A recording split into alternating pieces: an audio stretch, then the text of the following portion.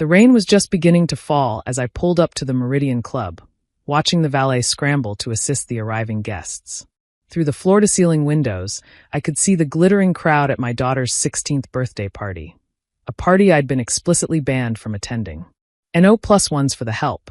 Veronica had smirked when I'd called about the invitation that never came. This is an exclusive event for Lily's real family and our social circle. You understand. The help. 3 years post-divorce, and my ex-husband's new wife still treated me like I was the maid who'd somehow tricked her way into James's bed. Never mind that I'd been married to him for 12 years, or that I'd given birth to the birthday girl currently posing for photos in a dress I knew cost more than most people's monthly salary. I sat in my 12-year-old Honda Civic, watching the parade of luxury cars surrender their keys to the valet staff. The Civic had been my divorce car, the one James had magnanimously allowed me to keep, along with a modest monthly check that Veronica loved to remind me was more than generous for someone of your background. My phone buzzed. A text from Lily. Mom, please come. I don't care what Veronica says. It's my birthday. My heart broke a little more. I'd promised myself I wouldn't do this. Wouldn't sit outside like some stalker, watching my daughter's life through windows. But when your only child begs you to come to her 16th birthday, what kind of mother says no? I typed back. She made it clear I'm not welcome, sweetheart. I don't want to cause a scene. Since when do you care what she thinks? Lily responded immediately. Since the divorce settlement gave James primary custody and made my visitation contingent on maintaining appropriate boundaries, I thought but didn't type. Veronica had been very clear about what constituted appropriate boundaries, basically becoming invisible unless specifically summoned. Through the windows, I watched Veronica hold court, her designer gown catching the light as she laughed with the other trophy wives. She'd married James 6 months after our divorce was finalized, though I suspected their relationship had started much earlier. The prenup I'd foolishly signed meant she was now living in the house I'd renovated, hosting parties with the connections I'd cultivated, raising my daughter with rules I'd never agreed to. Excuse me, ma'am. A valet approached my car. Are you here for the Morrison event? The Morrison event. Not even Lily's birthday. Everything was about James and Veronica's brand now. I was just leaving, I said, reaching for the ignition. Wait. The young man peered closer, his eyes widening in recognition. Oh my God. You're Isabella Sterling, aren't you? The Isabella Sterling? I froze. It had been 3 years since I'd used my maiden name professionally, 3 years since I'd been anything but James's ex-wife, or Lily's biological mother, in this social circle. I think you have me confused with someone else, I said quietly. No, I'm sure it's you. His excitement was palpable. I'm studying business at Northwestern. We just did a whole case study on your company, Sterling Dynamics. You're like a legend, the woman who built $1 billion tech empire from nothing. I felt my carefully constructed invisibility beginning to crack. That was a long time ago. Are you kidding? The AI platform you developed last year just got that huge government contract. My professor says you're one of the most brilliant minds in tech innovation. He paused, looking confused. But why are you sitting out here in the rain? Before I could answer, another figure approached through the rain. Marcus Webb, the Meridian Club's general manager, holding an umbrella. Madam Chairman, he said smoothly, shooting the young valet a warning look. I wasn't aware you were arriving tonight. Shall we park your? He glanced at the Civic with barely concealed surprise. Vehicle in your reserved spot. My reserved spot? I echoed. Of course. The chairman's spot has been reserved since you purchased the club. He leaned closer, lowering his voice. Though I must admit, we expected you to arrive in the Bentley. Shall I have it brought around instead? The valet's mouth fell open. You own the Meridian Club? I closed my eyes briefly. So much for staying under the radar. Marcus, I'm not here officially. I was just. Madam Chairman, shall we park your Bentley in your reserved spot? The valet practically shouted, apparently too excited to contain himself. Several heads turned toward us, guests pausing under the covered entrance. Through the glass, I saw Veronica's perfectly composed face turn toward the commotion, her eyes narrowing as she tried to see through the rain-streaked darkness. Perhaps we should discuss this inside, Marcus suggested, already opening my car door with practiced deference. No, I should go. Isabella Sterling? I turned to find Miranda Ashworth, one of Veronica's closest friends, staring at me with a mixture of shock and calculation. We'd met numerous times during my marriage to James, though she'd always treated me like the help then too. Miranda, I acknowledged quietly. Her eyes darted between me, Marcus, and the valet who was still vibrating with excitement. Did he just call you? Chairman. Marcus stepped forward smoothly. Madam Sterling is the owner and chairman of Meridian Enterprises, which includes this club among its holdings. His tone suggested this should have been obvious. Miranda's face went through several expressions: disbelief, calculation, then something approaching panic. But Veronica said you were. What did Veronica say I was? I asked, genuinely curious what story she'd been spinning. Miranda had the grace to blush. She said you were working as a personal shopper, living in a studio apartment, barely making ends meet with the alimony James sends. I laughed, actually laughed, for the first time in months. Alimony? Is that what she calls the court-mandated child support that doesn't even cover Lily's school fees? Madam Sterling, Marcus interjected. Perhaps we should continue this inside? Your daughter has been asking about you. My daughter? The words escaped before I could stop them. Miss Lily specifically requested we watch for your arrival. She said you might try to leave without coming in. His expression was carefully neutral, but I caught the disapproval in his tone. Whether for me or the situation, I couldn't tell. More guests were gathering now, drawn by the commotion and Miranda's increasingly frantic phone usage. I could practically see the society group texts flying. Is that really Isabella Sterling? Someone whispered. The tech billionaire? I thought she was broke after the divorce. Are you kidding? She's worth more than everyone here combined. But why is she driving that car? The Civic. My camouflage, my reminder to stay humble. My fuck you to everyone who thought I needed a Lamborghini to be valuable. Now it was becoming a liability. Marcus, I said quietly, I don't want to cause a scene. With all due respect, Madam Chairman, the scene has already been caused. Perhaps it would be better to address it directly. Through the windows, I could see the party had shifted. Veronica was making her way toward the entrance, her expression carefully composed but her body language screaming tension. James was nowhere to be seen, probably hiding in the bar, his usual response to conflict. My phone buzzed again. Lily. Mom, everyone's talking about something happening outside. Are you here? Decision time. I could leave now, maintain the fiction that I was just the failed first wife, the discarded starter model who couldn't compete with Veronica's youth and connections. Or, you know what, Marcus? You're right.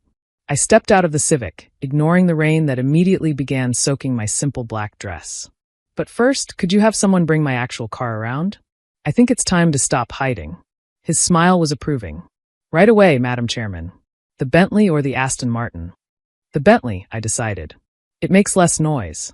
As Marcus spoke quietly into his phone, I turned to Miranda, who was still staring at me like I'd grown a second head. Personal shopper? I asked conversationally.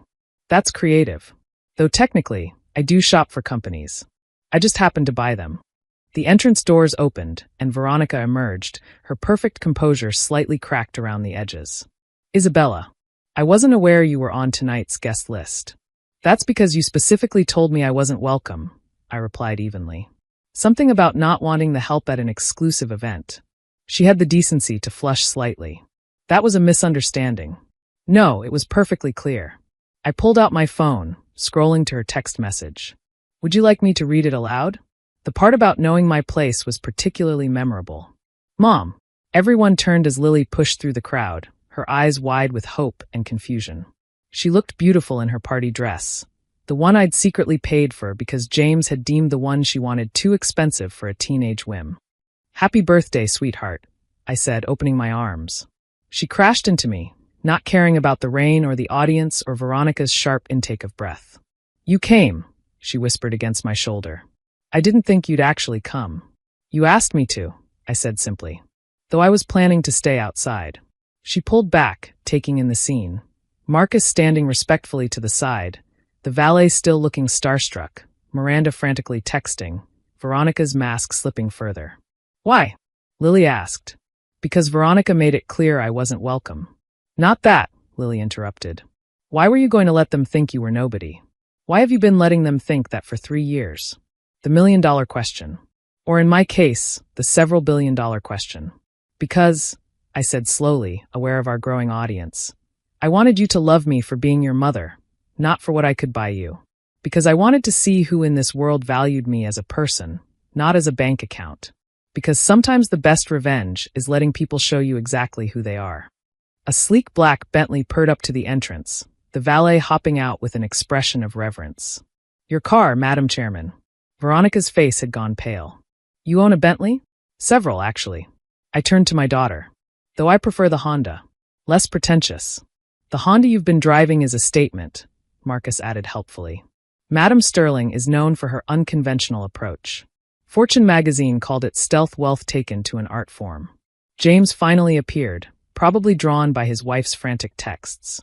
He stopped short when he saw me, his expression cycling through confusion, recognition, and something that might have been regret.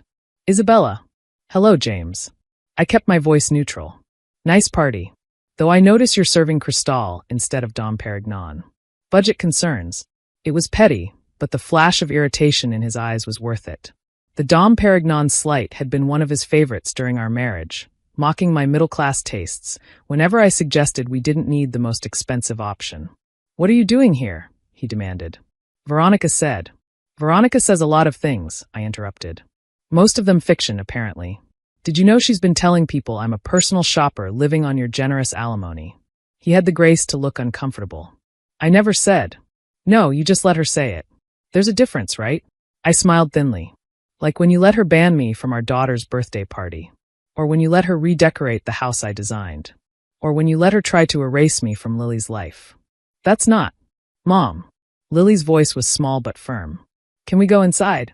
It's my birthday and I want you here. Baby, of course we can go inside.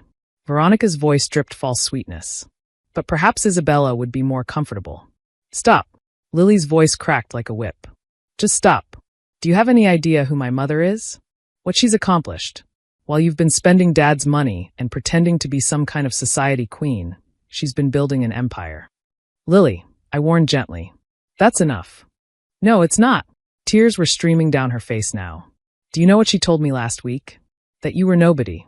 That you were lucky Dad even married you in the first place. That I should be grateful she was willing to raise another woman's child. The crowd collectively gasped.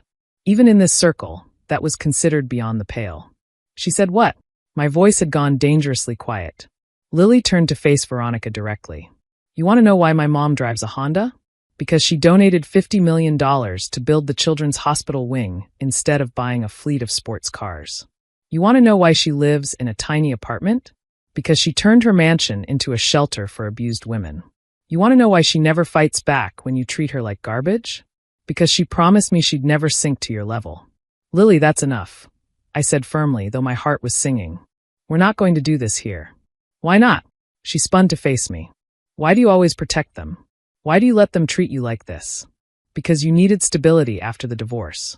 Because fighting with your father and Veronica would have hurt you more than their pettiness hurt me. Because, I paused, choosing my words carefully. Because sometimes the high road is lonely, but it's still the right path. The high road? Veronica laughed, a sharp, bitter sound. Is that what you call secretly buying the club where we're hosting our events? Hiding your wealth while playing the victim? I bought the club because it was a good investment, I said calmly. I kept my wealth private because money doesn't define my worth. And the only victim here is the 16-year-old girl whose birthday is being ruined by adult drama. Mom's right, Lily said, wiping her tears. This is supposed to be my party. So here's what's going to happen. My mother is coming inside as my guest of honor. We're going to have cake. I'm going to open presents, and everyone is going to act like civilized human beings. And if anyone has a problem with that, they can leave. She looked directly at Veronica. That includes you. James stepped forward. Lily, you can't speak to Veronica like that. I just did. Lily's chin lifted in a gesture I recognized as pure sterling stubbornness. And if you don't like it, we can discuss it with the family court judge. I'm 16 now, Dad. Old enough to choose where I live. The threat hung in the air like a sword. I saw James pale, saw Veronica's fingers tighten on his arm. They both knew what Lily didn't, that I'd never fight for custody because I'd been convinced it would hurt her more. But maybe that had been another miscalculation. That won't be necessary, I said quietly. We're all adults here. We can manage one evening of civility for Lily's sake. Marcus cleared his throat. Madam Chairman, shall I have the staff prepare your usual table? No, thank you, Marcus. I'm here as a guest, not the owner. I turned to Veronica. If that's acceptable to the hostess? She was trapped and knew it. The entire social circle was watching, phones discreetly recording. The story was already spreading. Billionaire ex-wife banned from daughter's party, revealed to own the venue. Veronica's carefully crafted image was crumbling in real time. Of course, she managed through gritted teeth. You're Lily's mother. You're always welcome. Funny how that welcome only appears when there's an audience, I observed. But I'll take it. As we moved toward the entrance, the crowd parting like the Red Sea, my phone buzzed. Sarah Martinez, my COO. Boss, you're trending on social media. #StealthWealthMom. Want me to handle it? I typed back. No. Let it trend. I'm done hiding. Inside, the party felt different. The same people who'd ignored me during the divorce were suddenly eager to chat. Business cards appeared like magic. Invitations to charity galas materialized. Everyone wanted to know about Sterling Dynamics, about my next acquisition, about how I'd kept such a low profile. It wasn't hard, I told one persistent venture capitalist. People see what they want to see. A divorced woman with primary custody going to her ex-husband must be desperate, right? It never occurred to anyone that I chose the arrangement to minimize disruption for my daughter. Lily stayed close to my side, her hand occasionally finding mine. At one point, she whispered, I'm sorry I didn't know. About the hospital wing, the shelter, any of it. That was the point, sweetheart. I wanted you to have a normal childhood, not be the billionaire's daughter. Normal? She laughed. Mom, nothing about our family is normal. She wasn't wrong. Across the room, Veronica was holding court with damage control, while James sulked at the bar. The party continued around us, but the energy had shifted. The birthday girl had chosen her side, and it wasn't the one everyone expected. Madam Sterling? A server appeared with a champagne flute. Compliments of Mr. Webb. I accepted it, catching Marcus's eye across the room. He raised his own glass slightly, a silent toast to secrets revealed. Mom, Lily asked suddenly. That stuff you said about the high road. Do you regret it? I considered the question, looking around the room full of people who'd dismissed me, at my ex-husband who'd replaced me with a younger model, at his wife who'd tried to erase me. No, I said finally. The high road got me where I am. It taught me who my real friends are. It showed me that my worth isn't dependent on anyone else's validation. And most importantly, I squeezed her hand. It taught you to stand up for what's right, even when it's hard. I love you, Mom. I love you too, birthday girl. Now let's go cake. And then, I smiled. We need to talk about that car you've been wanting. The Honda's great, but maybe it's time for an upgrade. Her eyes widened. Really? Really? Though maybe not a Bentley. We don't want to be too obvious. As we walked toward the cake, I caught sight of our reflection in the windows, mother and daughter, finally on the same side again.